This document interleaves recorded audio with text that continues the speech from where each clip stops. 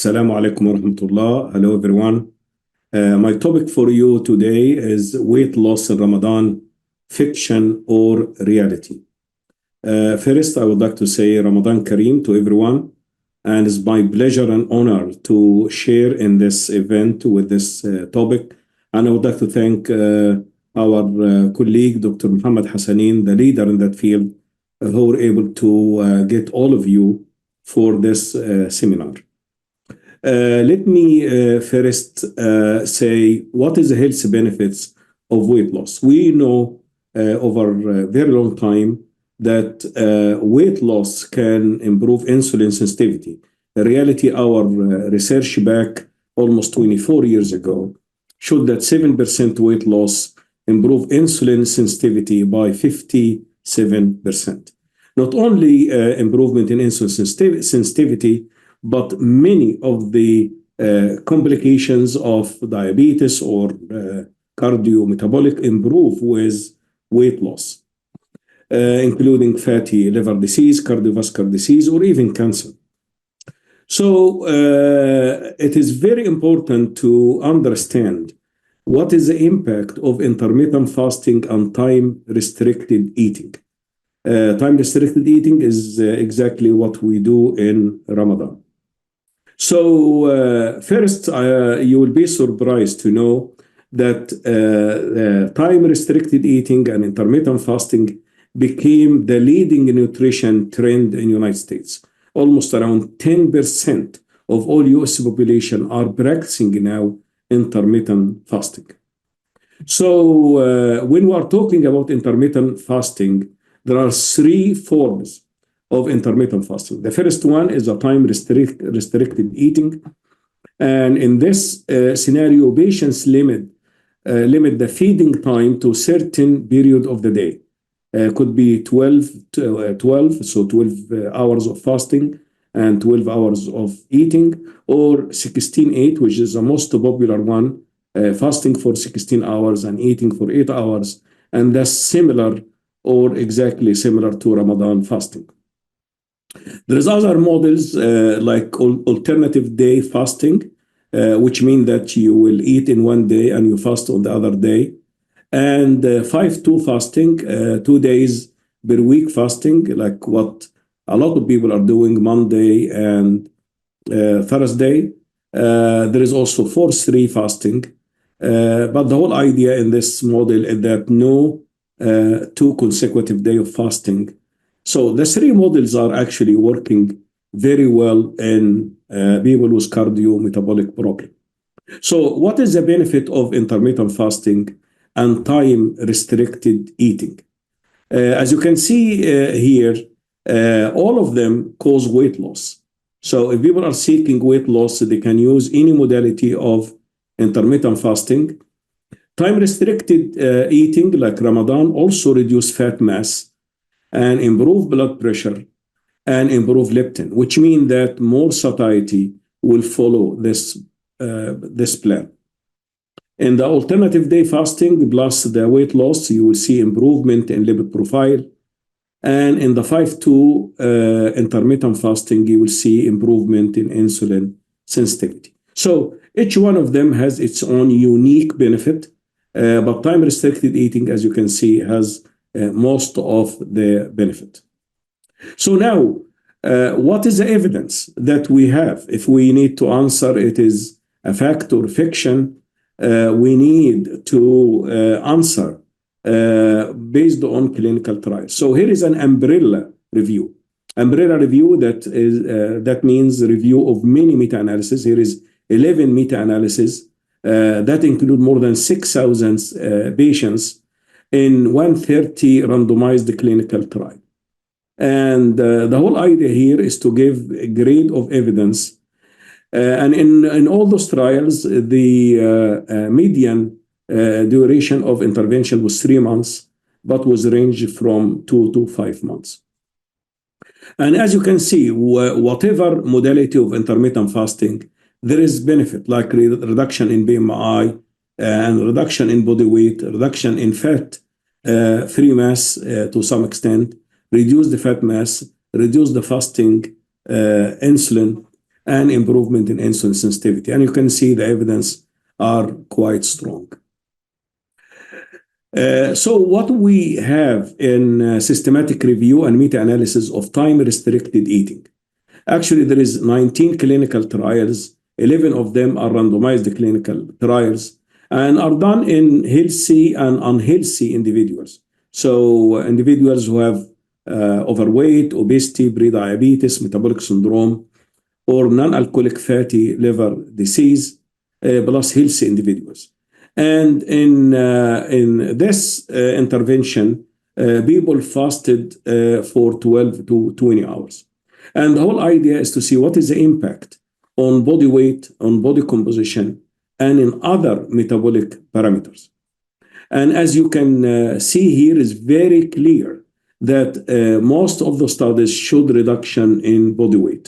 So time-restricted eating can, in reality, reduce body weight.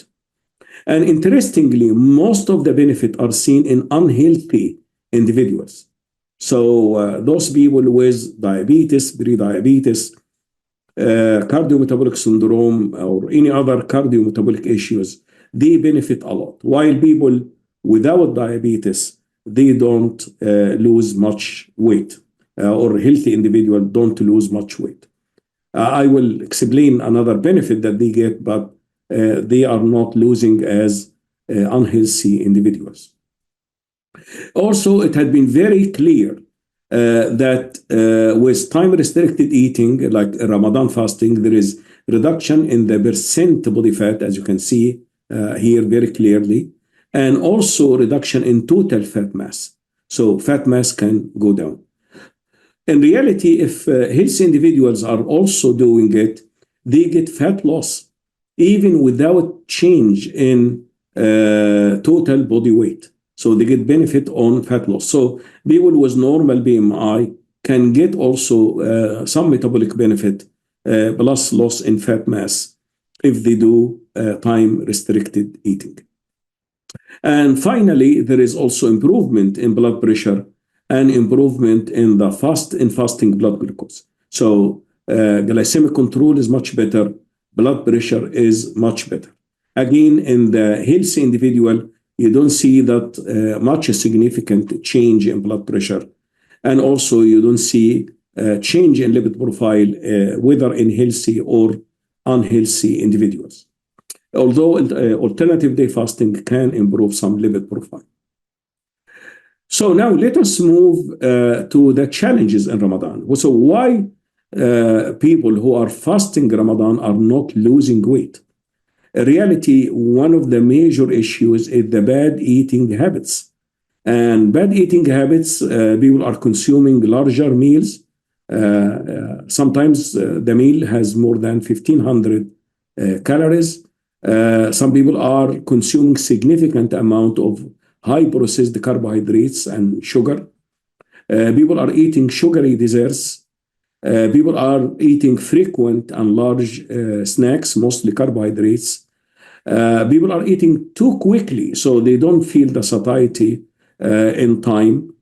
People are eating early suhoor, and then they get hungry during the afternoon period, and then when they start eating, they eat and consume significant amount of food.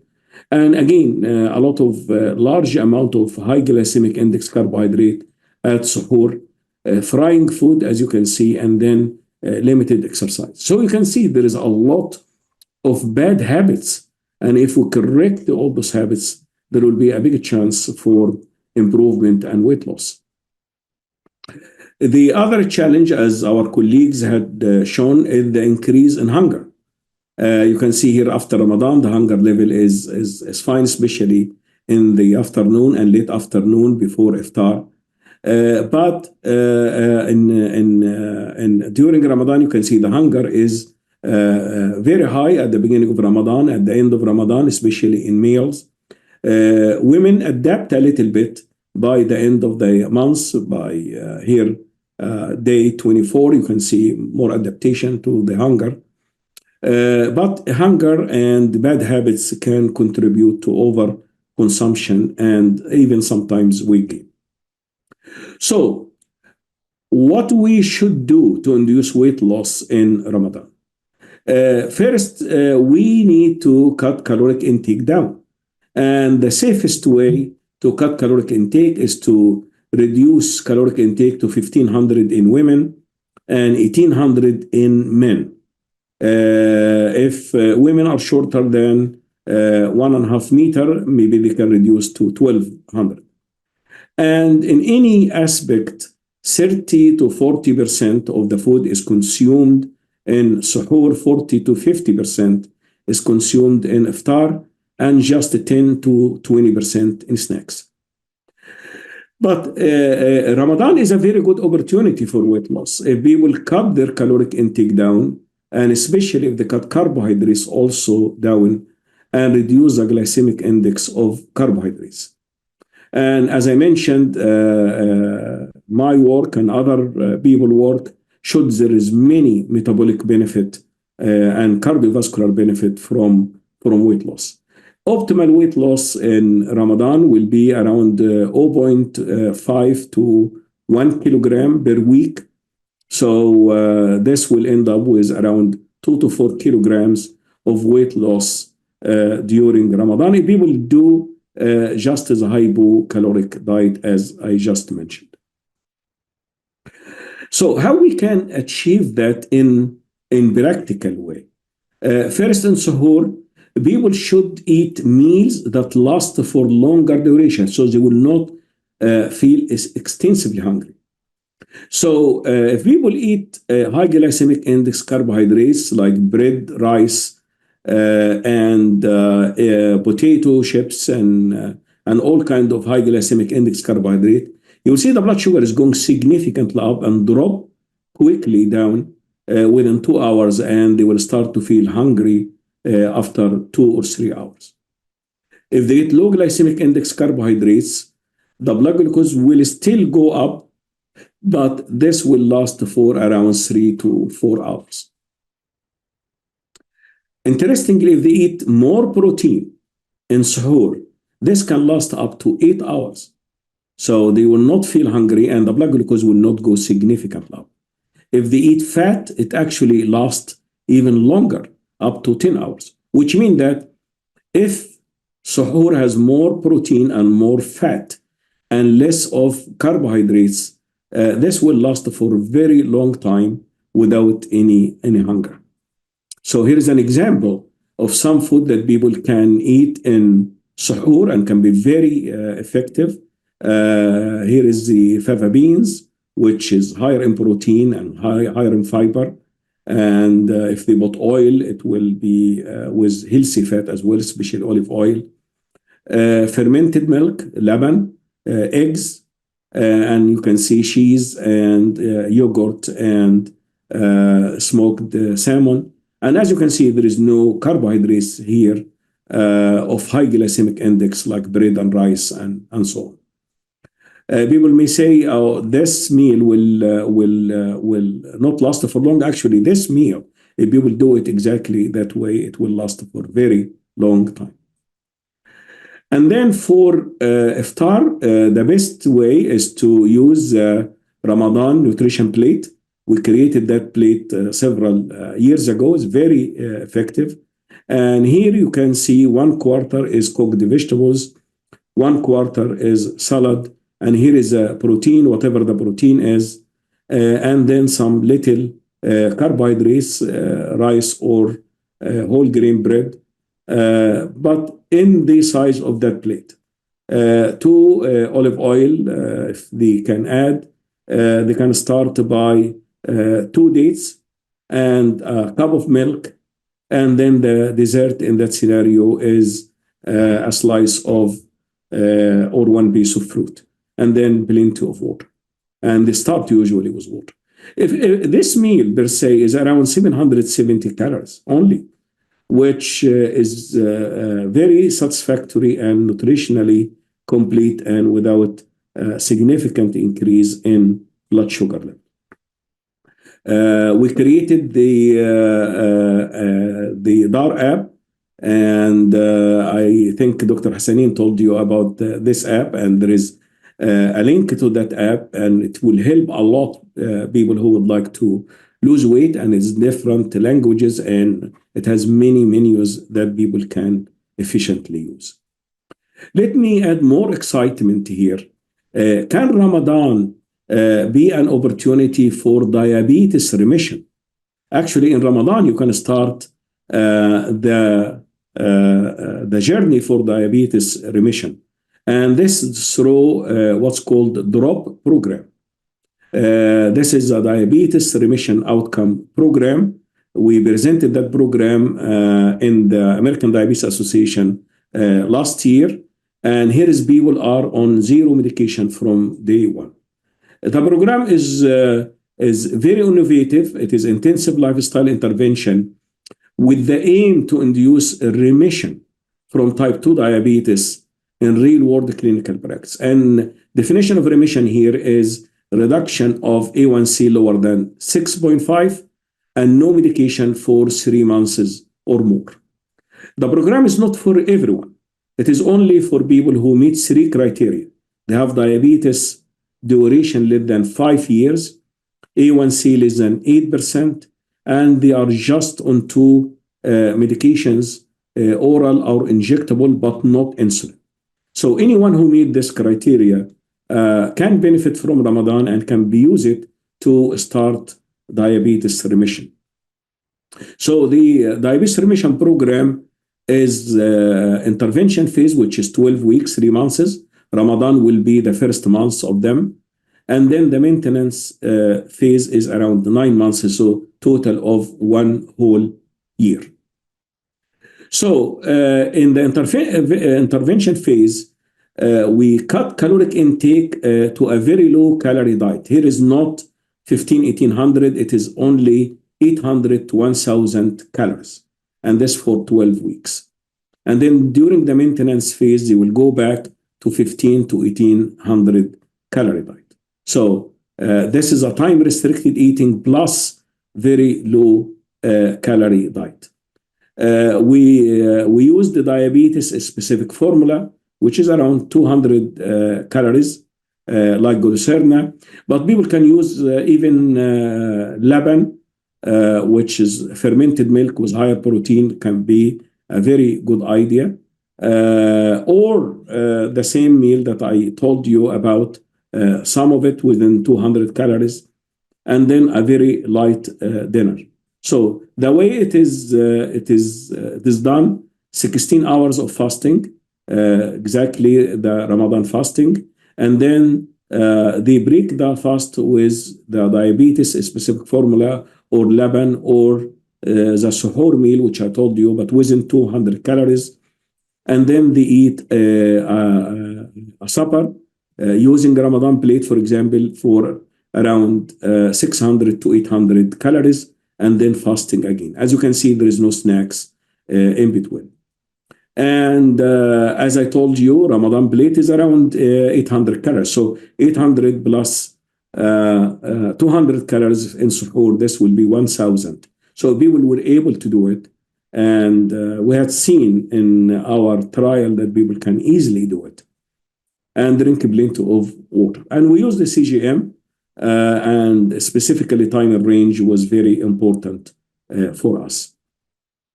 So just to give you a summary of the intervention, so basically people discontinue the medication, the 2 medication at the beginning of the program. They will fast for 16 hours and they eat only 800 to 1000 calories, natural food and diabetes-specific formula, and especially higher in protein to maintain muscle mass. So 1 to 1.5 gram per kilogram protein. And they do strength exercise after the larger meal. So after iftar, they can do it around 20 minutes of strength exercise and then use CGM. And the whole idea in that scenario is to keep time and range above 70% all the time. During the maintenance phase, they go back to 15 to 1800 with carbohydrates lower than 40. And we aim to keep the time and range more than 85%. If the time range goes below 85%, they can repeat 1 week or 2 weeks of the intervention method. So this is a self-corrected program. It can help people to induce remission. So let me show you quickly the results of this program. People lost around 8% of their body weight in the 3 months, 12 weeks. And as you can see at 6 weeks, so this will be a little bit up to after Ramadan by 15 days, there are around 5% weight loss. And as you can see, A1C went down from 6.4 on 2 medications down to 6.1 with zero medication, and even zero medication as well at 6 weeks, as you can see. We stopped the medication from the beginning of the program. The most interesting is that the muscle mass to the fat mass ratio went up. As I told you, give them more protein and more strength exercise. So in that scenario, I think we understand that this can be a possibility. We followed people for an entire year, and we found 80% of participants were able to keep A1C lower than 6.5 on no medication, and with time in range more than 85%. Quality of life was measured, and 100% achieved improvement in quality of life at 12 weeks and 1 year.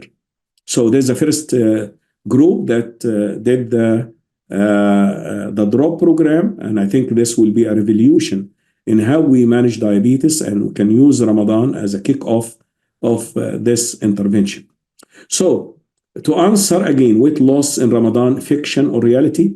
In my personal opinion, Ramadan is the best opportunity for weight loss if used properly. If people really do it the right way, and as I explained, I think it will be very beneficial.